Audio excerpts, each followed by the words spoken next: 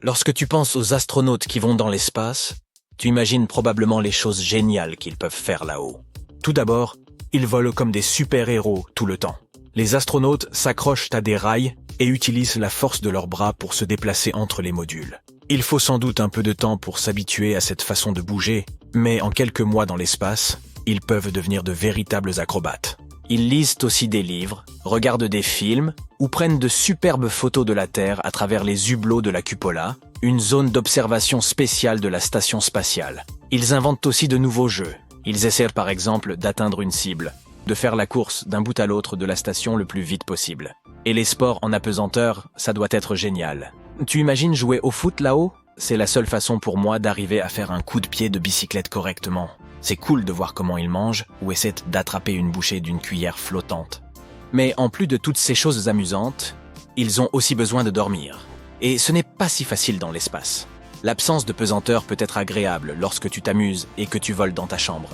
Mais ce n'est certainement pas le cas lorsque tu es fatigué et que tu as hâte que ta tête se pose sur l'oreiller. Car dans l'espace, cela ne se produira pas. Les astronautes doivent dormir dans de petits sacs de couchage fixés au mur. Ainsi, ils ne flottent pas et ne risquent pas de se cogner pendant leur sommeil. Pas de somnambules là-haut, seulement des dormeurs flottants. En 1961, un astronaute a fait 17 fois le tour de notre planète à bord d'un vaisseau spatial, prouvant ainsi que l'homme pouvait vivre, travailler et dormir dans l'espace. Mais ce n'est pas parce que c'est possible que c'est facile.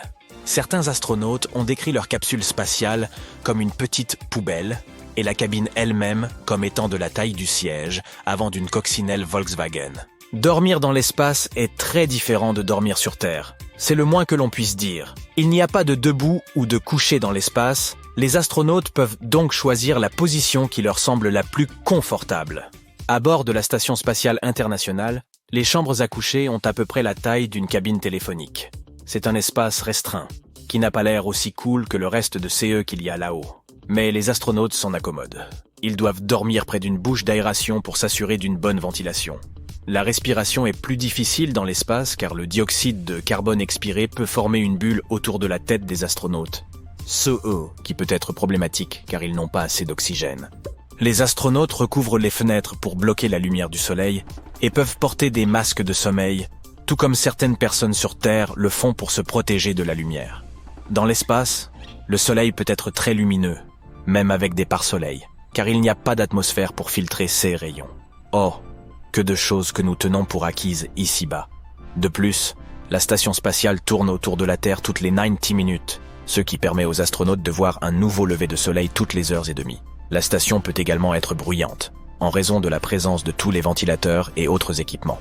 Les astronautes portent donc parfois des bouchons d'oreilles pour les aider à dormir.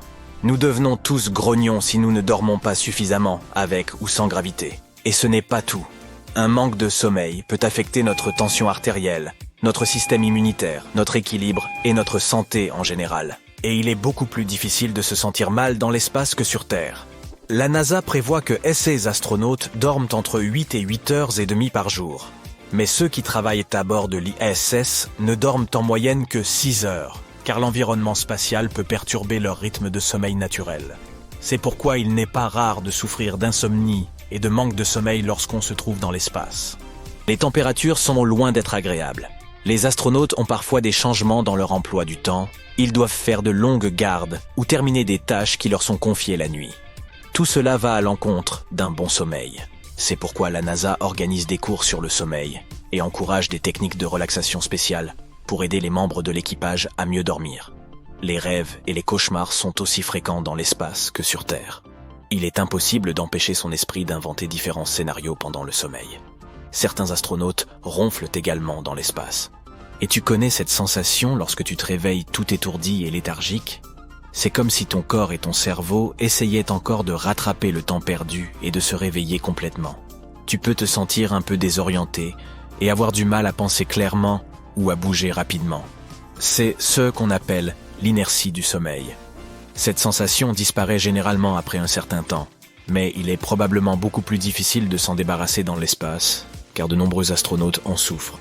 Et même si les conditions de sommeil étaient au parfaites, le simple fait d'être dans l'espace perturberait probablement le cycle naturel veille-sommeil de l'organisme. 2 éléments régulent ce cycle, le processus S et les rythmes circadiens. Le processus S détermine si nous sommes endormis ou éveillés tout au long de la journée. Dans l'espace, le corps dort moins profondément, ce qui signifie que le processus S subit des modifications. Les rythmes circadiens contribuent également à réguler notre horloge biologique interne. Dans l'espace, où les repères tels que l'exposition à la lumière et à l'obscurité sont complètement perturbés, il est impossible de régler son réveil à 7 heures tous les matins. Au moins, là-haut, j'aurais une bonne excuse pour ne pas le faire. Pour aider les astronautes à s'adapter, la NASA a ajouté un éclairage spécial à l'intérieur de la station spatiale, qui reproduit une journée normale sur Terre.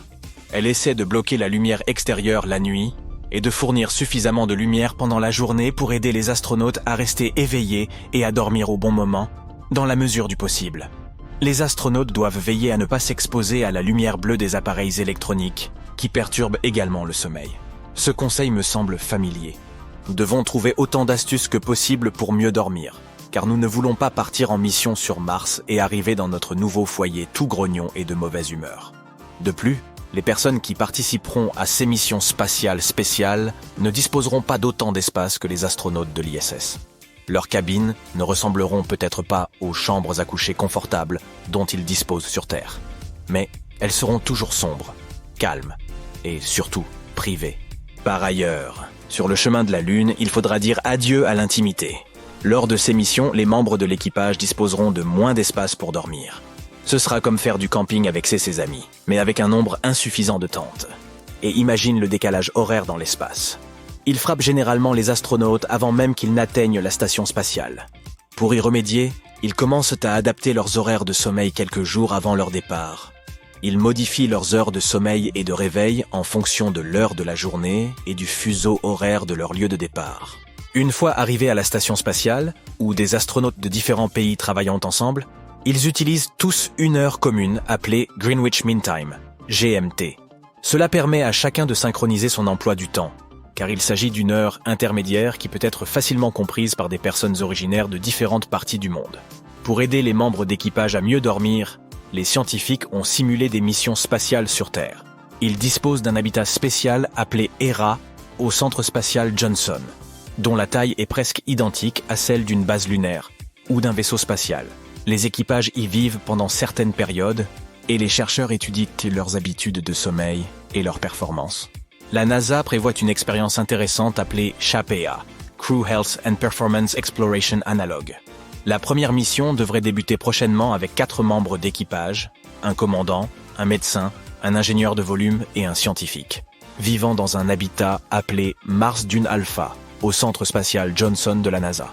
Ils vivront dans cet habitat imprimé en 3D et feront de l'exercice, cuisineront, nettoieront, feront d'autres choses et recueilleront des données comme ils le feraient sur la planète rouge. Il nous reste encore 1 ou 2 décennies avant les premières missions humaines sur Mars, mais nous ferions mieux de nous dépêcher et de bien nous préparer